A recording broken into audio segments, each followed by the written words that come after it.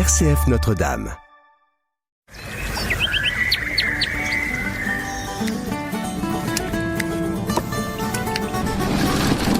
Vous écoutez l'agriculture en question, l'émission qui vous plonge au cœur de l'agronomie. Présentée par Hubert Cartel.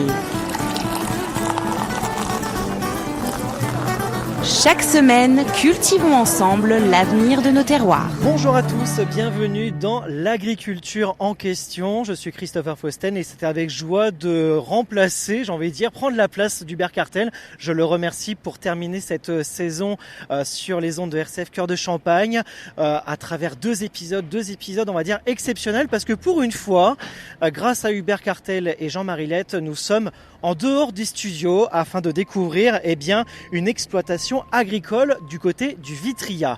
Mais je vous rassure, je ne suis pas tout seul, je suis quand même accompagné de Jean-Marie Lette. Bonjour Jean-Marie. Bonjour Christopher.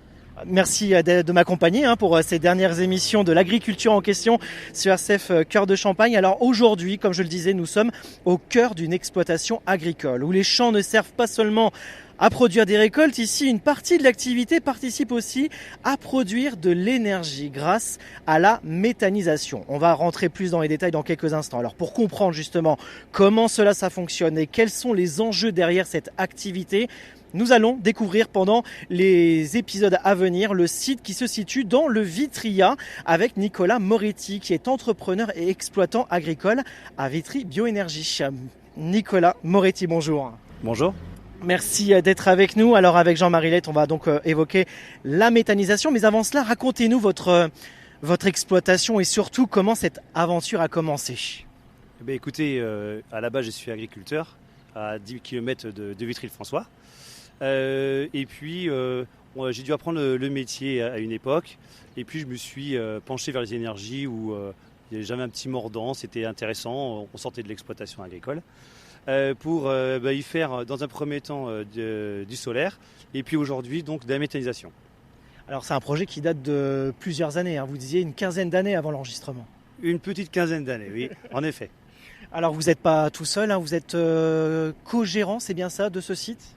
Exactement, donc j'ai un associé qui s'appelle Damien Thierry qui m'aide au quotidien, c'est-à-dire que je vais m'occuper moi un peu plus de la méthanisation, Damien plus donc des champs qui nous servent d'outils pour produire des cultures intermédiaires, mais aussi recevoir des matières sortantes, le digestat de la méthanisation.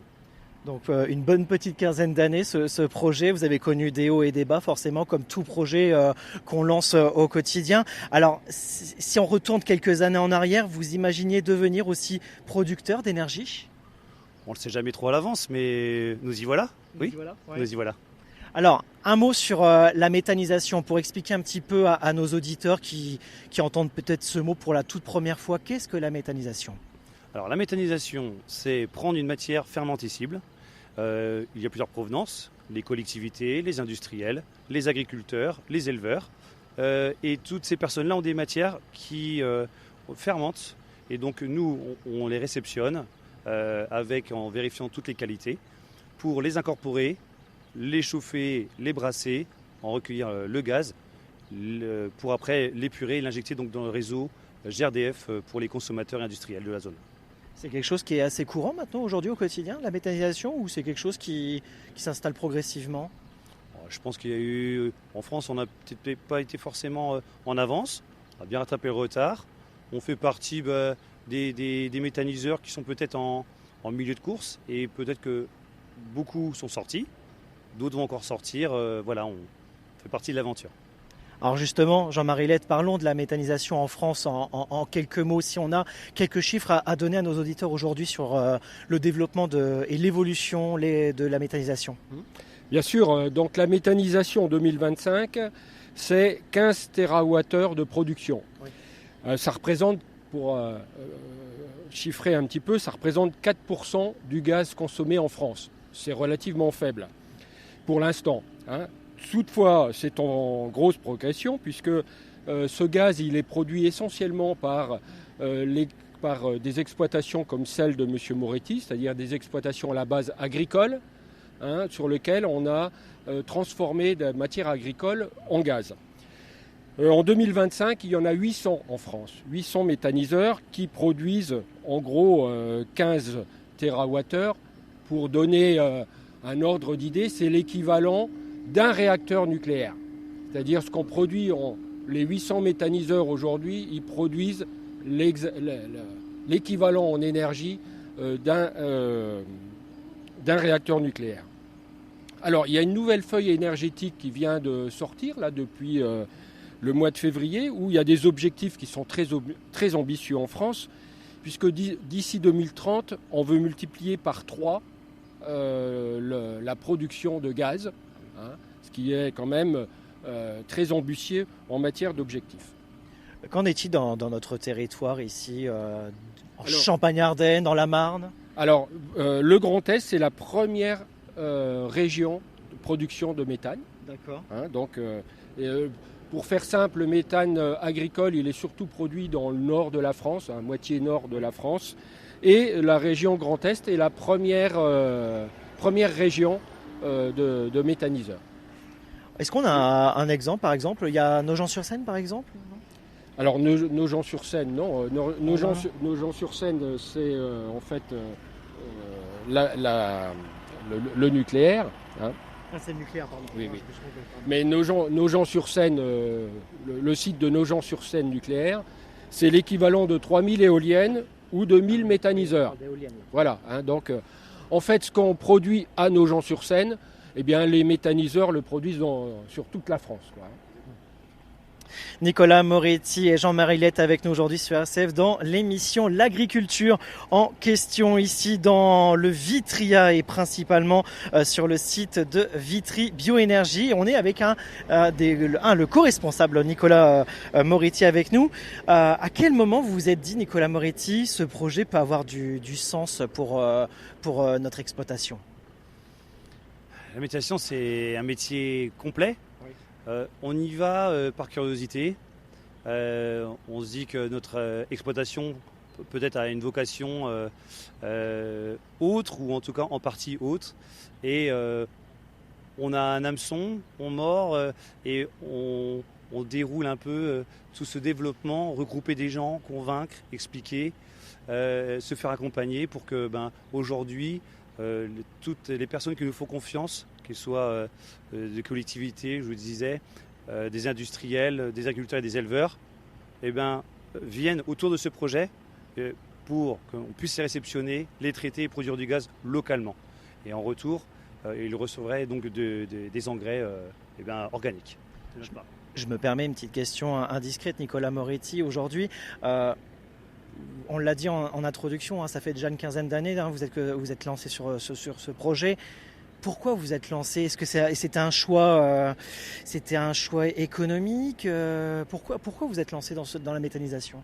Je me suis mal expliqué. Donc déjà de la curiosité. La curiosité. Qu'est-ce que la méthanisation? Oui. Et puis comment on fait de la méthanisation.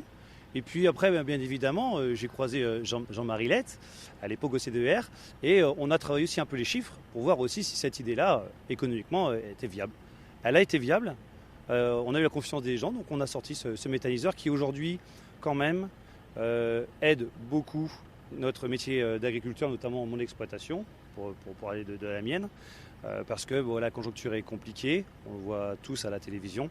Donc c'est aujourd'hui un atout et on est soulagé de voir cet outil-là ici. Vous confirmez, Jean-Marie Lette, vous en disiez, là, vous l'avez accompagné dans ce projet. Un petit mot justement sur ce site de Vitry Bioénergie? Écoutez, effectivement, pour faire de la méthanisation, à l'exemple de Nicolas Moretti, il faut être courageux, il faut être tenace, parce que la mise en place du projet, c'est compliqué. C'est un projet difficile pour la taille d'une exploitation agricole, parce que ça demande beaucoup de capitaux financiers. Ça demande aussi une alimentation très grande, puisque sur le site ici, il y a près de 40 000 tonnes de matière qui doivent rentrer. Donc ça nécessite de passer des contrats avec un certain nombre d'entreprises locales et d'agriculteurs. Et au passage, ça fait vivre quand même tout un contexte local de territoire. Et ça, c'est aussi quelque chose d'important dans la méthanisation agricole. Vous avez déjà découvert d'autres sites de méthanisation dans le territoire? Oui, bien sûr. Quand j'étais chez C2R, on en a accompagné un certain nombre local qui toutes sont parties de la même idée, un complément à l'exploitation agricole.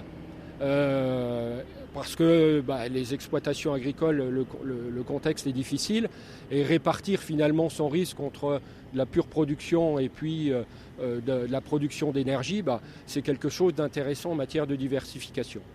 Nicolas Moretti, aujourd'hui on a un site qui est en développement. J'ai cru entendre dire qu'on n'en reste pas là justement sur l'avenir de ce site. Il y a d'autres projets qui sont en cours justement. On voit que ça fonctionne bien. En effet, ça fonctionne bien. C'est une histoire qui se termine bien, qui était compliquée, comme le disait Jean-Marie. Écoutez, ça a fait un peu boule de neige. Les gens continuent à venir nous voir. On essaie de fédérer, si je peux dire ainsi, un peu tous nos partenaires. Et ils vont nous pousser, en effet, à investir encore un peu dans l'avenir, en rajoutant des cuves et en augmentant notre puissance, en effet. En tout cas, c'est tout ce qu'on vous souhaite. Et ce que je vous invite, Nicolas Moretti, Jean-Marie Lettre, c'est qu'on se retrouve au prochain épisode dans l'agriculture en question sur RCF Cœur de Champagne, puisque j'ai la chance, grâce à Hubert Cartel, d'avoir la main sur les derniers épisodes de la saison pour expliquer un petit peu à nos auditeurs comment ça fonctionne la méthanisation, comment ça se passe au départ. On voit beaucoup de choses autour de nous et on expliquera tout ça lors de ce prochain épisode. À très bientôt. À très bientôt, avec plaisir. Jean-Marie Lettre, à la semaine prochaine. Allez, au revoir à tous les auditeurs.